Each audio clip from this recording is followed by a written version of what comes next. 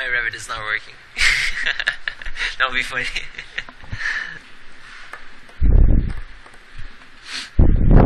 Okay, so we have 40 minutes left. I'm going to go over quickly. Actually, I think I'm going to skip this for now and just like let's draw some walls. Okay, let's do that. So this is where you would have access to previous projects and templates and families. When we're going to work on creating Revit families, we're going to open a specific type family here as well. So there are two types of files you can create through Revit. You can create project files and family files. And family files will be used in Revit files. So for instance, walls will be a part of wall family, doors would be door family, furniture will be part of furniture families, right? So they're all basically type objects, and their instances will be used in the project. Yeah. Absolutely. Absolutely. It's basically a library. And you can update your library, you can customize your library, you can create new library objects. It's saved in the library. It's saved in the library. And the nice thing about that is you can cross-use it, right? So if you create one library file, like let's say you create a custom column for a project, you can reuse it for another project as well, because type families and project files are separate things too. So you can cross-use them. Yeah. If you close your file, you will see this interface. And what I'm going to do is create new. And I'm going to go to architectural template, and I'm going to use project and hit OK. And it's going to use the default template file. And it's going to open a new project for us. So this will be all kind of open. There isn't anything modeled in it yet. And yeah.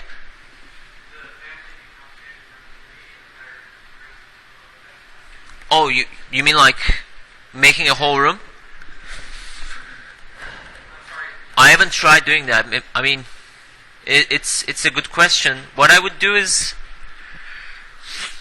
you would technically have to import like furniture separately into it anyway, but the size of the family could be flexible. So maybe the walls, the floor, those type of things, like the boundary of the thing as an object, that could be a family, but not the furniture. I wouldn't go into that type of detail. Yeah. This is project. You create a new project so that you would have these tabs here. And if by accident you like close these, let's say you don't see them or you accidentally close them, go to your tabs under View, go to User Interface, and you can turn them on here. So I want to have Project Browser, and I want to have Properties. Okay? Now the four arrows you see in the viewport are the elevation placeholders. So these basically are elevation view generators. So let's start drawing some stuff. Okay? I'm going to go to Architecture tab. Every time we are modeling something, that object would be mostly in the Architecture tab. And I'm going to let's start with let's see, model line, grid line. Let's start with grid. So I'm going to click on grid, and I'm going to place a grid line. If you hold shift snaps to the orthographic directions. So I'm going to create one here.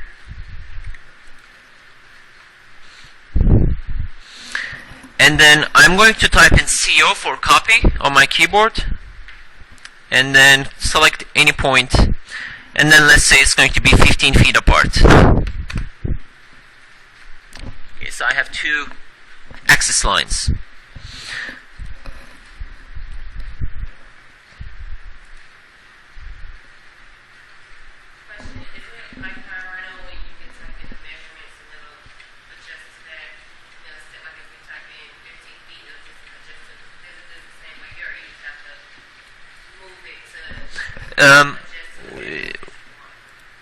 well, you can do back and forth. So I created this by, I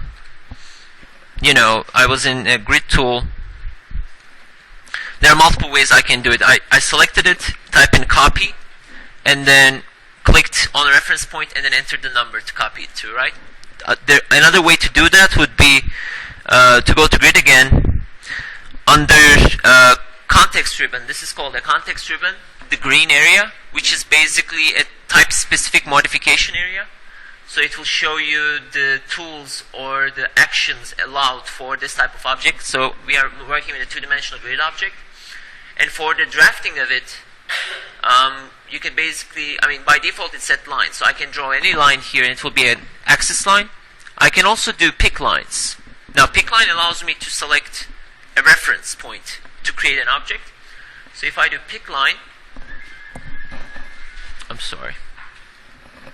So if I do pick line and then specify the offset, which is, let's say, 15 feet, I enter 15 feet here. And then come to this reference line and you will see the dashed is basically the two possibilities of how I can place this object, right? So if I want to place it on this side, I can click there and it will put the object. And since this is all active, my pick lines is active, my offset value is active, I can keep placing these. As many as I want, right? So I'm going to only need 2 for this case. Later on I'm going to show you how to do arrays as well, but for now just have 2 axes, and let's create 2 horizontal ones as well. So I'm going to create one in this way, and then let's use pick lines again.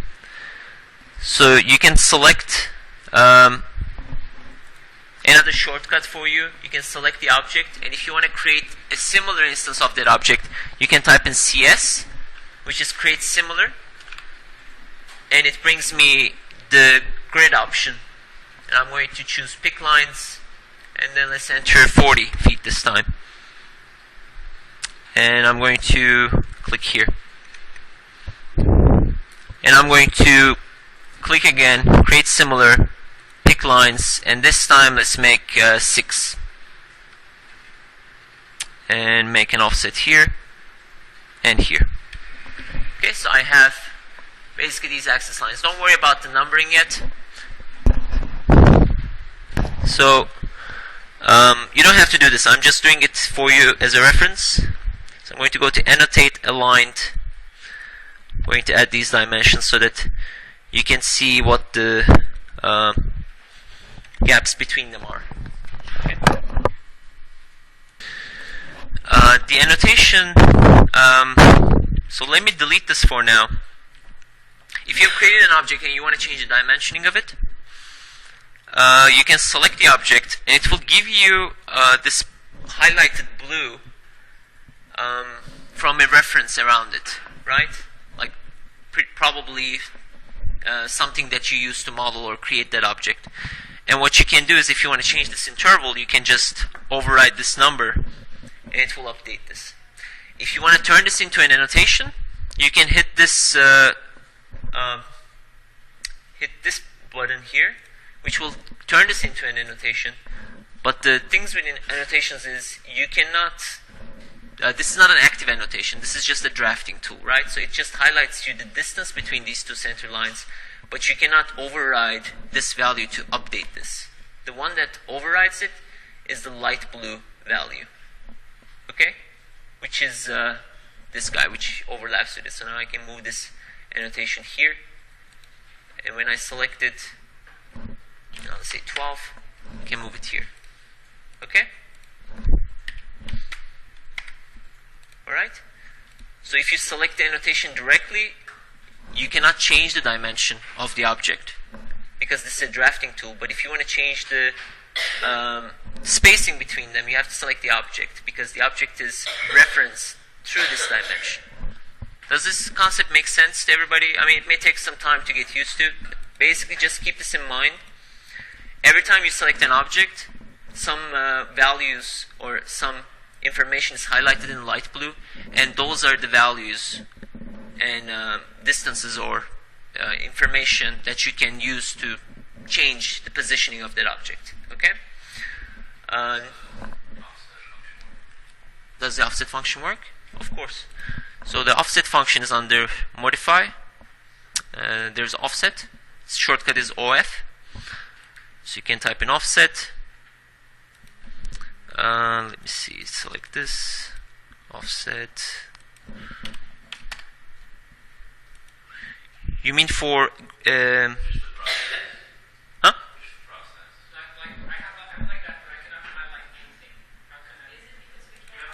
You cannot offset grids, I think. You cannot offset grids, I think. You can. You can.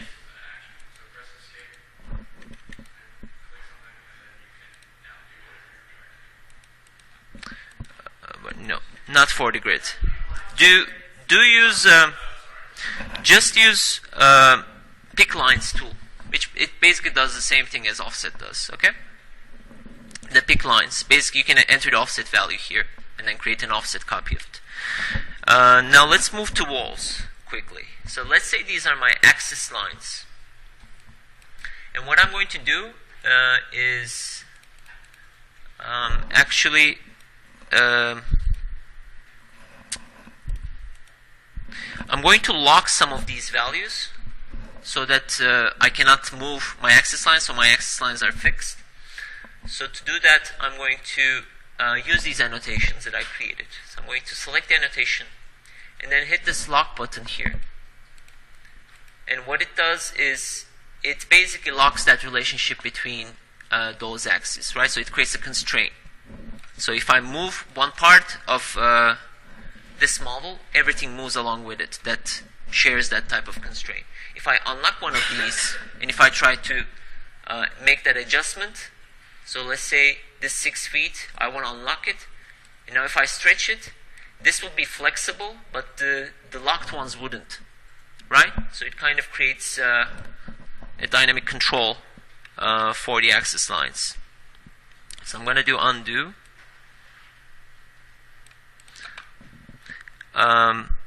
These are locked. I'm going to do the same thing for the horizontal lock for now. So now these can move in this direction, these can move in this direction, but those relationships are fixed basically. Okay.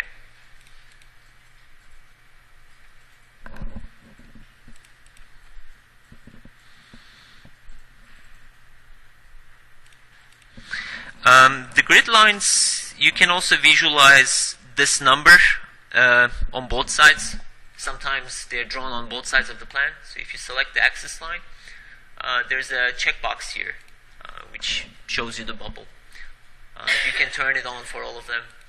You don't need to do that. I'm just showing you. You can basically create the same numbers on this side as well. Okay.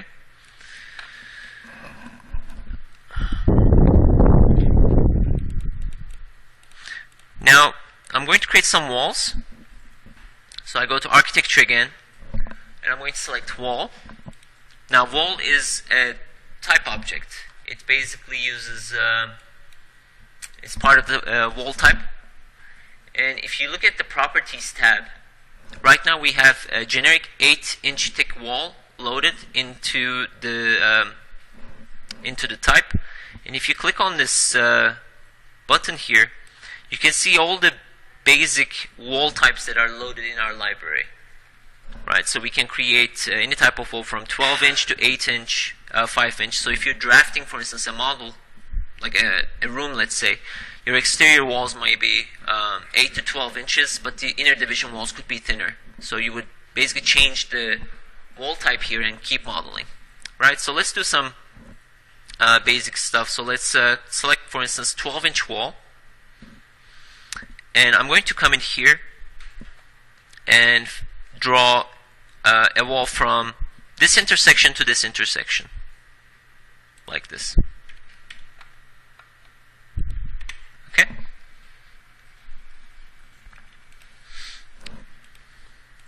Now, when I select this wall, the way it's drawn, it uses the center line of the wall as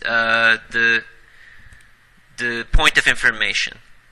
So if you select the object and go to its constraints, location line says wall center line, which means every time I'm creating an instance of this object, wherever point I'm clicking, that's basically I'm defining the wall center line, right? And from that wall center line, the wall thickness is offset to both directions. So let's create this side as well. Now, if you want to change that, you can select, let's say I'm going to delete this. I'm going to select this wall, type in CS again for create similar. And maybe we don't want to use wall center line, but we want to use finish face exterior. So let's see what that does. So when I come in here, now when I draw it, it's the input information I'm using, I'm defining the finish face exterior of the wall, right? So basically I'm shifting the control line of the wall, because wall is a thick object. And I'm abstracting it by only a single line. No, so for instance, if I know where I want the wall to be at the finished face, I can use that line to specify the wall, and it will be offset towards the other direction, right? The wall thickness is 12 inches. So basically I'm inputting this line, and I'm saying this line is the wall face exterior, and Revit offsets 12 inches to the other direction, because that's what I'm inputting. Now it could be offsetted to this direction and to the other direction, and if you want to flip that direction, you can hit space. Space basically does the flipping. Space on your keyboard. Space bar. Okay? So it flips the direction, so it could be this way or it could be that way. The same thing goes for, like let's say,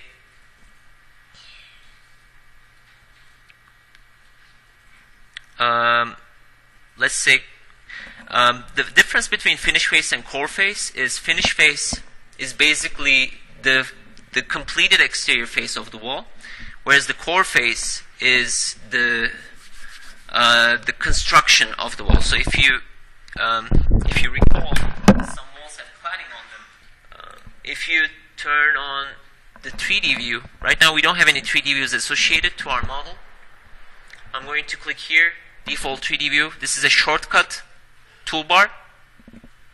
This is your creation toolbar, and the context toolbar is basically when you select an object, the green highlighted area is the object specific modifications, right? So this tab is where you create objects. This tab is the shortcuts for it. You can click and drag certain items to that tab as well. And when you select some objects, the green area is the modification toolbar. We're going to constantly go over these, so don't worry, we're going to do like double, triple stitching of information. And if you have any questions anytime, just let me know. And so we were going to create a three-dimensional view. So if you click on the default 3D view from the quick access toolbar, it will produce the default 3D view. You can also go to view, 3D view, it's created. Now these are the two walls we just created, right? And if I select this guy, I get all the information about it. It basically is located on level 1, where we drew it. It doesn't have any base offset. Base offset meaning if it's offset from the floor plan or the level it's drawn on. And it doesn't have a top constraint. Top constraint meaning if there's a floor above this, we can define it as a top constraint. So when we change the height of the floors, the wall adjusts its height with it. Okay? Now what I want to do for now is just to enter an unconnected height for this so that we can control. So let's say we want this to be 12 feet high, and this one as well, 12 feet high. Okay? You can do that too. You can select multiple of them at the same time and enter the unconnected height to both of them. You can also, this is a flexible modeling aid, these arrows. It will snap to certain heights. Right now that interval is not set. I'm just going to enter 12 for now. So just to show you, we are not only drawing or drafting something, we're also modeling it at the same time, right? So we can always check what we've done in 2D and check its corresponding geometry in 3D as well. So I'm going to go back to level 1. Now what I'm going to do is just keep adding some walls. So I'm going to select one of the walls, type in CS for create similar, and maybe we don't want to do 12-inch this time, we want to do a 5-inch partition wall. So I do interior 5-inch. So I can come in here. Maybe I don't want to do the center line. I want to make it flush to this face, so I can switch to finish face exterior. And I want to draw this on the other side, so I'm going to hit spacebar. And let's say I want to go 6 feet in, and then I want to go up another 6 feet, and then I want to close it. So the nice thing about Revit is it updates wall-to-wall connection joints like this because it's object-specific modeling. And I'm going to extend this wall to this side as well. So I'm going to go to Modify Tool, type in Align, select Align, or the shortcut is AL. The nice thing with Revit is as well, like for every tool you want to use, there's a small preview video that shows you what it does, right? So if you want to see what Align does, it shows you how you can use it or utilize it. So I'm going to select Align. I'm going to select this face or this line of the wall that's highlighted in blue, and then I'm going to let me see. Oh, sorry, let me see. No, I had to do, sorry, it's not a line, it's trim extent. So I want to do trim extent, which is here. So I do trim extent. You basically select an element you want to extend to, which is this line here. And then I want to extend this wall here. So the dashed line shows you what's going to happen to that wall. So it basically gets extended to that direction. Okay. I'm going to go to architecture again, wall. And I'm going to create another wall here. And it's going to be exterior one again. Let's say it's going to be 12. I want to do wall center line. And I want to do this side. Let's say we create another one here as well.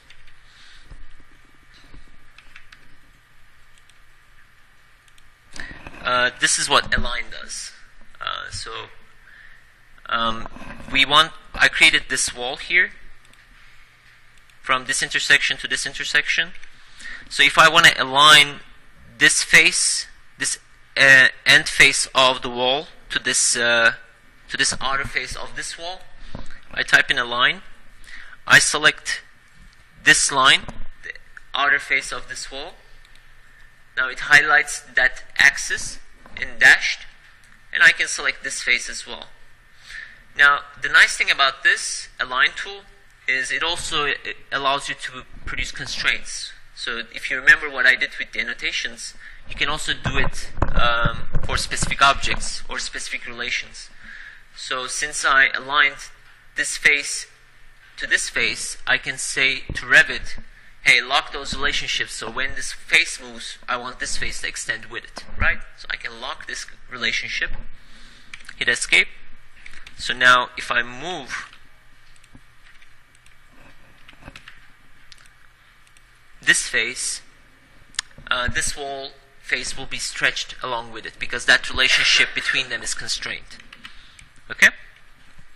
I'm going to do the same thing to the other side. So I'm going to lock this relationship as well.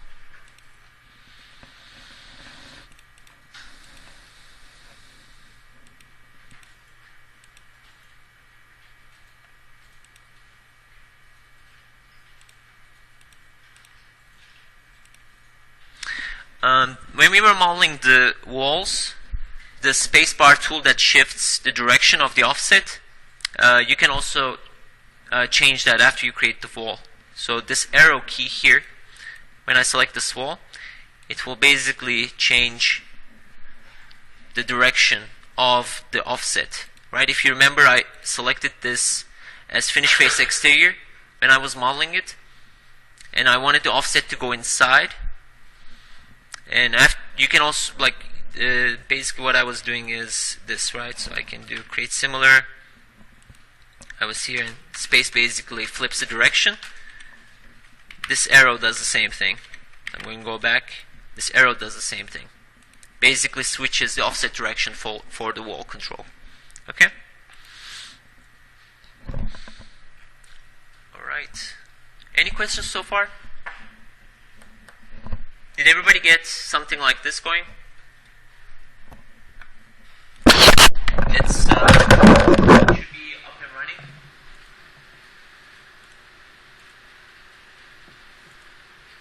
Let's talk about it briefly.